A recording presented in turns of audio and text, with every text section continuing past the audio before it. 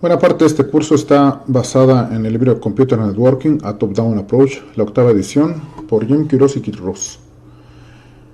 Las diapositivas que ellos ponen disponibles para el público en general las he traducido al español y también he agregado mi propio material y he eliminado varias diapositivas originales. Este curso se trata mayormente de que el estudiante comprenda la arquitectura de Internet. Entonces comenzamos preguntándonos ¿qué es Internet? Este esquema, esta ilustración a la derecha, muestra dentro de la nube el núcleo de Internet. Es lo que representa.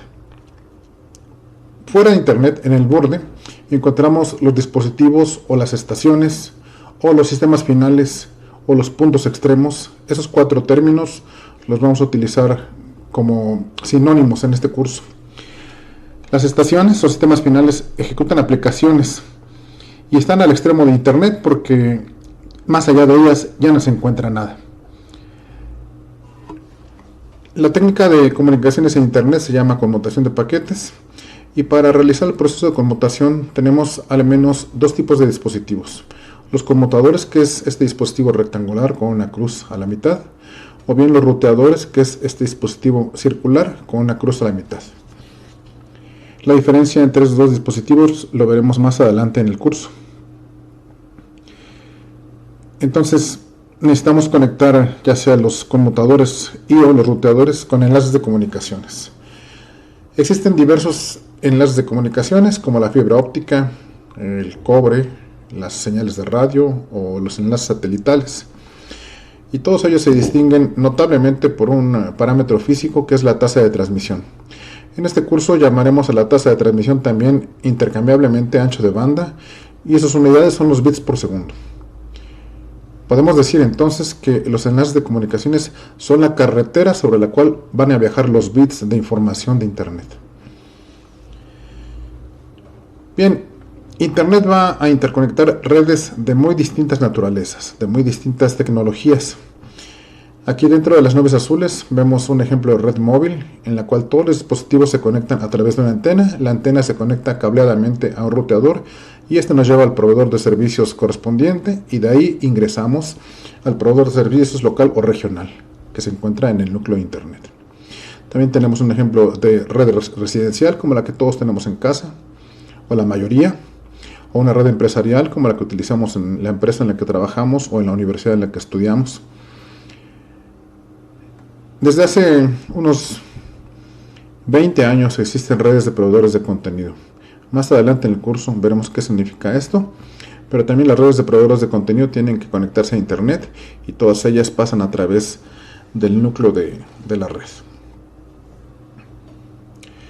A lo largo de este curso veremos una gran cantidad de acrónimos. Uno de ellos, como muestro aquí en la pantalla, es ISP, que en Internet significa Internet Service Provider.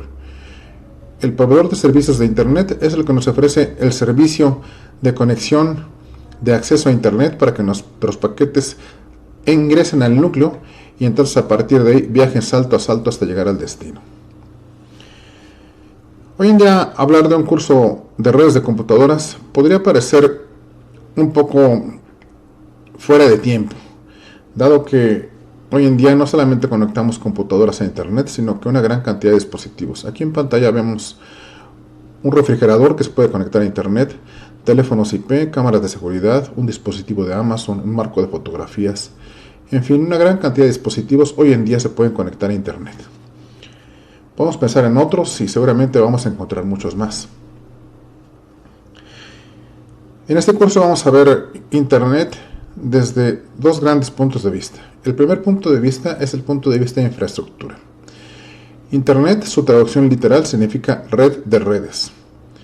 A la base quiere decir que Internet interconecta, valga la redundancia, una gran cantidad de proveedores de servicio. De la manera que estamos viendo aquí en la ilustración a la derecha. Entonces tenemos una gran cantidad de proveedores de servicio. Más adelante veremos cómo se organizan estos en el núcleo de Internet. Para que los dispositivos en Internet se comuniquen y para que haya un entendimiento adecuado, se ejecutan protocolos en todas las partes de Internet, en todos los niveles. Los protocolos están en todos lados. Los protocolos controlan el envío y la recepción de mensajes. Podemos hablar de protocolos para la web, para el video streaming, como en alguna plataforma que utilicemos para ver nuestras películas, alguna aplicación de videoconferencia como Skype, o hoy en día Zoom o Google Meet, por decir algunas. Entonces tenemos una gran cantidad de protocolos que se ejecutan en Internet en distintos niveles de comunicaciones. Y los protocolos los emiten una organización que se llama Internet Engineering Task Force. Los documentos que describen los protocolos en Internet se llaman Request for Comments. Son otros dos acrónimos, sobre todo el segundo, RFC, Request for Comments, que vamos a utilizar con gran frecuencia a lo largo de este curso. Entonces, los documentos Request for Comments son emitidos por la IETF. Los RFCs describen cómo deben operar los protocolos, no cómo se implementan. A lo largo del curso iré describiendo y citando varios de ellos. El otro punto de vista con el que estudiaremos Internet es el punto de vista de servicios. Este compete más a los ingenieros de software o a la gente que desarrolla aplicaciones. Desde esta perspectiva se ve Internet como una infraestructura que ofrece servicios a las aplicaciones. ¿A cuáles aplicaciones? Pues a las que deseamos desarrollar como ingenieros de software. Ejemplos pues son la web, el streaming de video, las videoconferencias, el correo electrónico, juegos, comercio electrónico, redes sociales y varios aparatos interconectados, como vimos hace unas diapositivas. Desde el punto de vista de servicios, entonces podemos ver a Internet como una infraestructura que ofrece una interfaz de programación a aplicaciones distribuidas. Estos dos son los puntos de vista con los cuales abordaremos el concepto de Internet. El punto de vista de infraestructura, que está más afín a los ingenieros, y el punto de vista de servicios, que está más afín a la gente que desarrolla sistemas de cómputo. Ahora he mencionado hace un par de diapositivas la existencia de protocolos en todos los niveles de comunicaciones de Internet. Preguntémonos entonces, ¿qué es un protocolo? Hay protocolos en todos los sentidos. Comencemos haciendo una analogía con protocolos humanos. Por ejemplo, preguntar qué hora es un protocolo. En un momento voy a decir por qué. También en una clase, decir tengo una pregunta, también es un protocolo. Durante una exposición o presentación, también existen protocolos. A la base, entonces, vamos a ver que los protocolos son reglas para mensajes específicos que son enviados, y una vez que sucede eso, se toman acciones específicas al recibir un mensaje o en la ocurrencia de algunos eventos.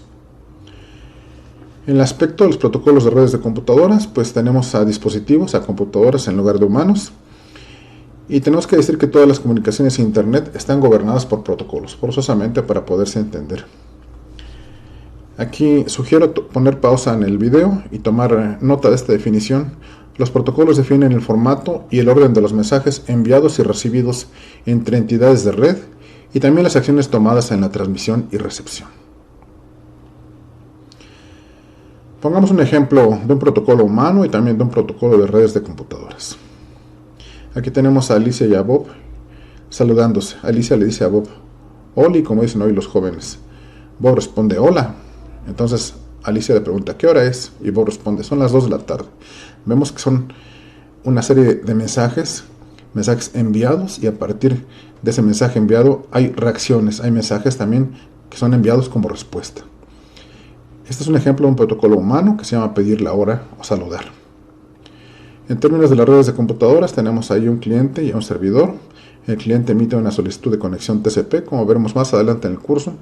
El servidor responde a la solicitud de conexión y entonces el cliente pide la página inicial del libro en cuestión, el libro de Quiroz y Ross, y envía el archivo inicial de la página web del libro.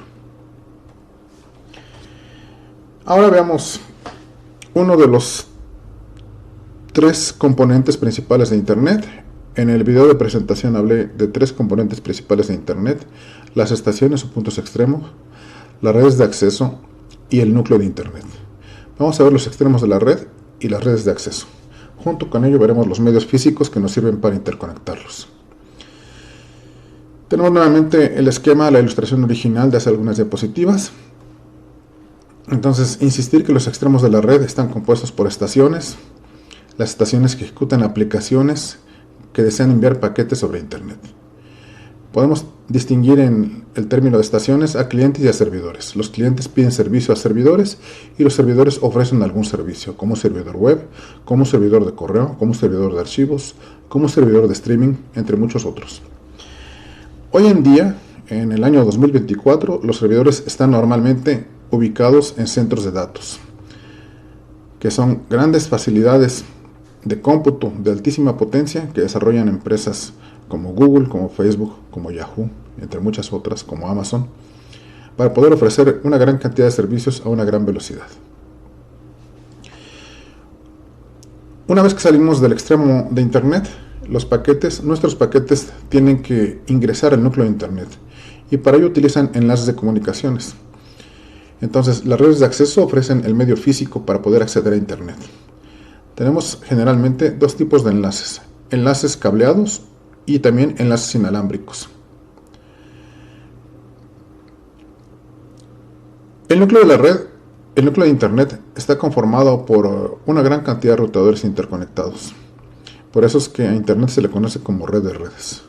Un poco más adelante, que veamos la estructura del núcleo, tendremos una idea más clara de cómo está conformado el núcleo de Internet. Entonces, nos hacemos la pregunta: ¿cómo conectar a sistemas finales al routador de acceso? Tenemos varias opciones, depende en qué punto estemos ubicados. Si estamos ubicados en casa, por ejemplo, vamos a utilizar una red de acceso residencial.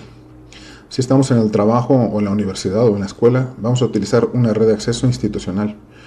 O bien, si vamos en el transporte público o si nos estamos desplazando, vamos a utilizar redes de acceso móvil como Wi-Fi, como 4G, como 5G. Si estuviésemos en el avión, utilizaríamos una red satelital, por mencionar algunos ejemplos. Aquí voy a mostrar este conjunto de ejemplos rápidamente. Este no es el enfoque principal del curso, pero es muy importante citarlo, ya que mencioné 3 ejemplos de diferentes redes de acceso que podemos encontrarnos.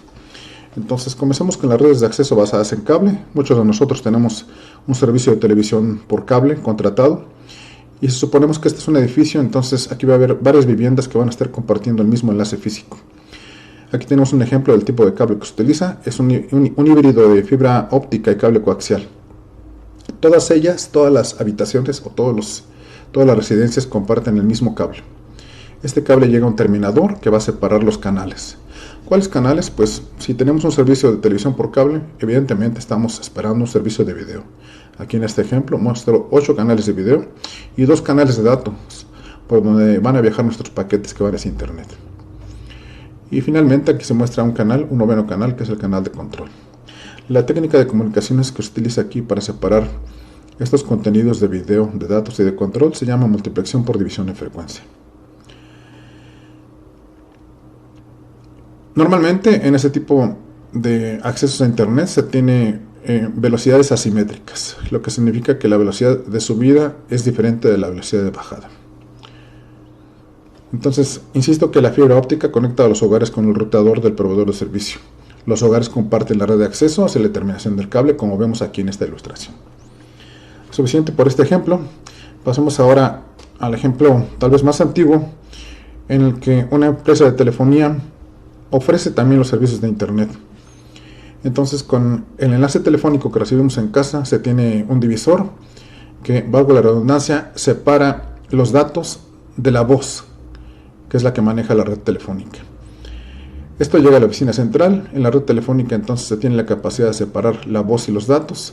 La voz va hacia la red telefónica y los datos van hacia el núcleo de Internet.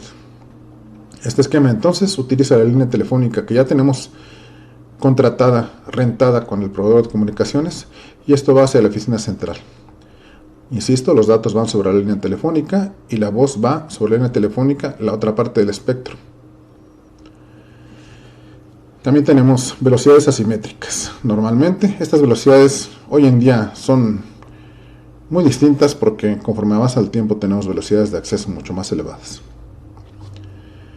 Una visión más amplia de este mismo escenario pues se muestra aquí. Aquí entonces se ilustra la casa habitación. El enlace de salida va hacia el proveedor de servicios. Tenemos un cable modem. DSL significa Digital Subscriber Line. Tenemos un ruteador que muchas veces puede contener un firewall, o más adelante veremos lo que es el NAT. Tenemos también servicios de red cableado, Ethernet cableado, servicios inalámbricos, y todo esto viene normalmente combinado en una sola caja. Es decir, el ruteador inalámbrico que tenemos en casa tiene incluido todo esto. Visualmente no lo observamos, pero así es como está distribuido. Hablando entonces de las redes de acceso inalámbrico, tenemos que se puede ofrecer esto si se conecta el sistema final al ruteador por medio de una estación base que se le conoce tradicionalmente como access point o punto de acceso.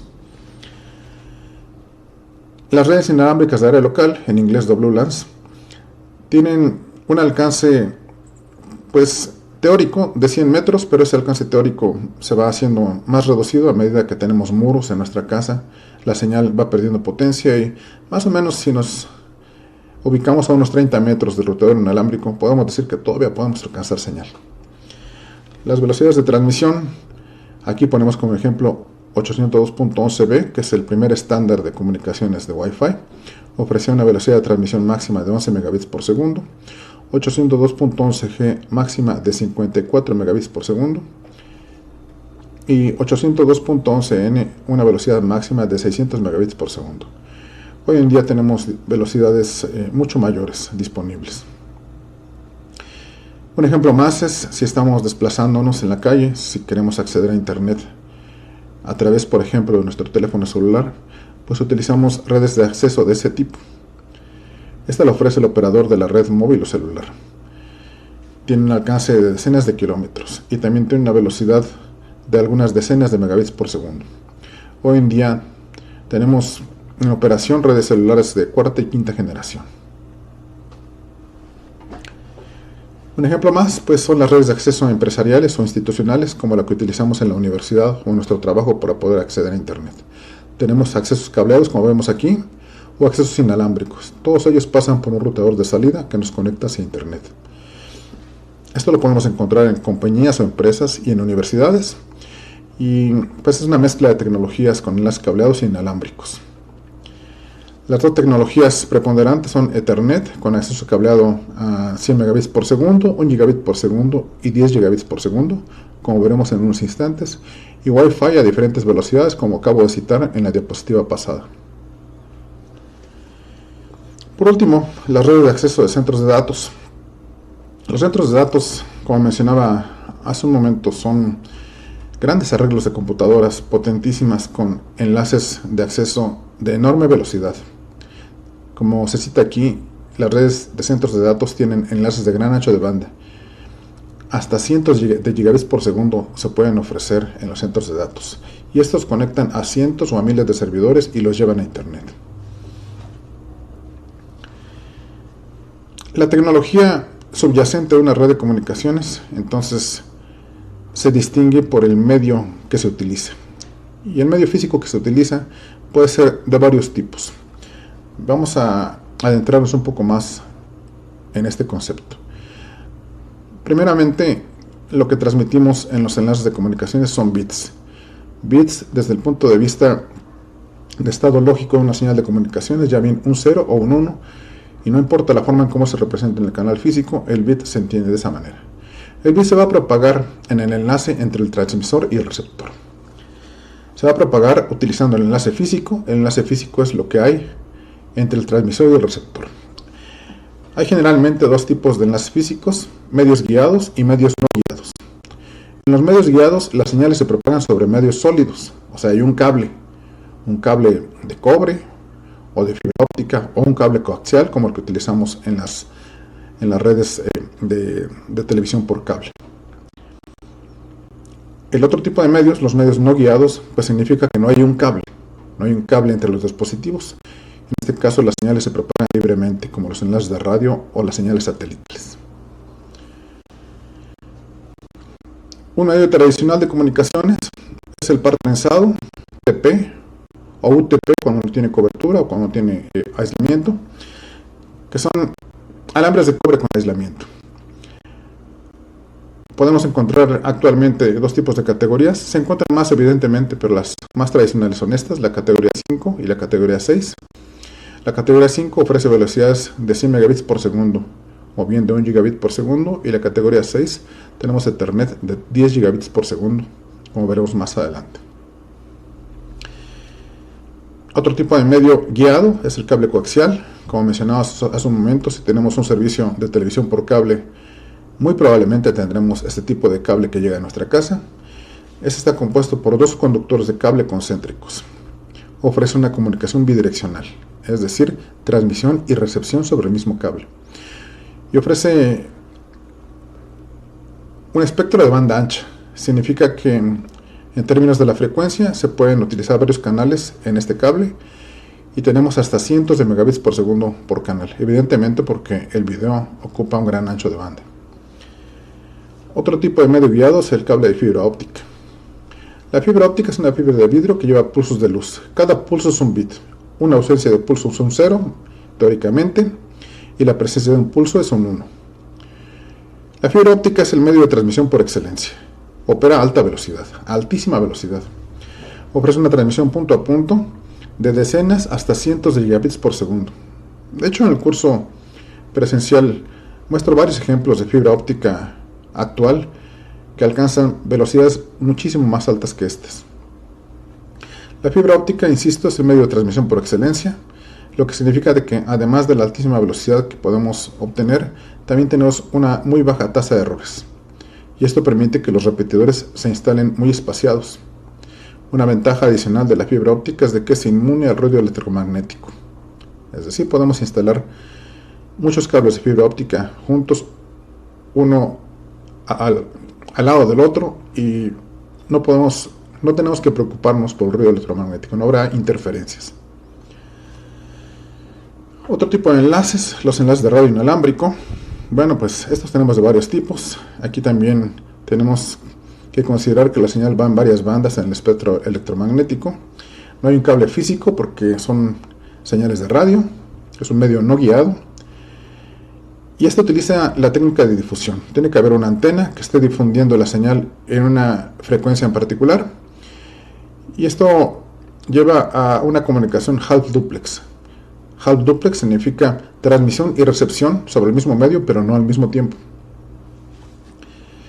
Aquí tenemos algunas desventajas, que pues el ruido nos va a afectar notablemente. Hay efectos de propagación del ambiente. Puede haber reflexión, la señal puede ser obstruida por los objetos y puede ser alterada por la interferencia o por el ruido. Hay varios tipos de enlaces de radio. Por ejemplo, en las redes de área local inalámbricas, lo que conocemos notablemente como Wi-Fi, pues tenemos velocidades desde decenas hasta cientos de megabits por segundo y podemos alcanzar en promedio hasta 30 metros de distancia entre el ruteador, el punto de acceso y los dispositivos. Redes de área amplia, como las redes celulares que citamos hace un momento, que alcanzan decenas de megabits por segundo y hasta algunas decenas de kilómetros de alcance de la antena.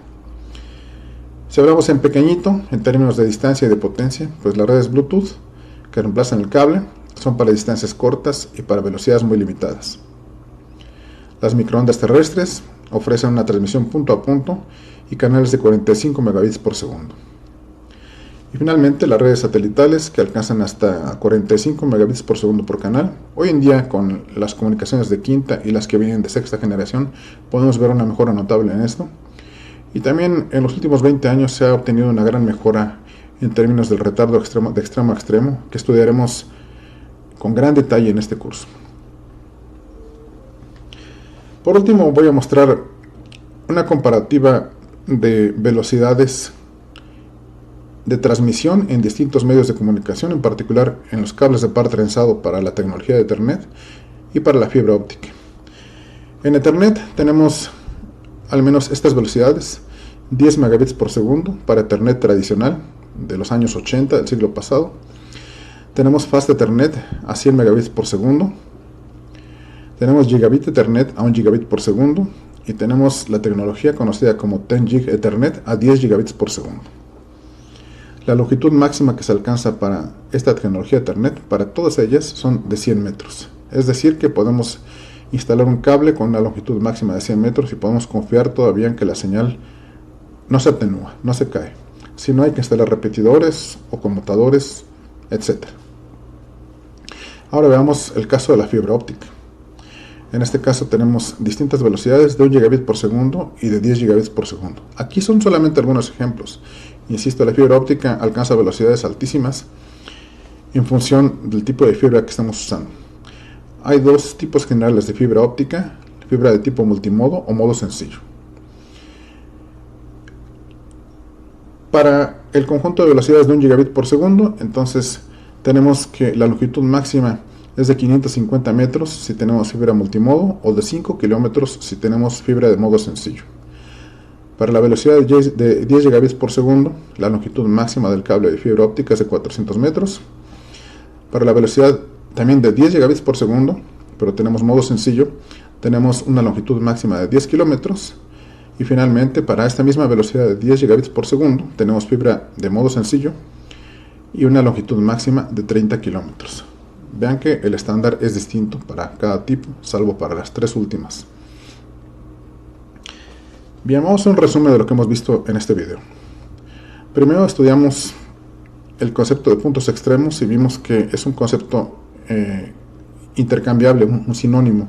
Puntos extremos, estaciones y sistemas finales los utilizaremos como términos intercambiables en este curso. Los dispositivos de conmutación en una red son conmutadores y ruteadores. Más adelante veremos las diferencias entre ellos. Vimos también la definición de Internet desde dos puntos de vista: desde el punto de vista de infraestructura, que está más relacionada con los ingenieros, y desde el punto de vista de servicios, que está más relacionada con la gente que desarrolla software. También vimos la definición de protocolo. Estudiamos también los diferentes tipos de redes de acceso: residencial, institucional y móvil.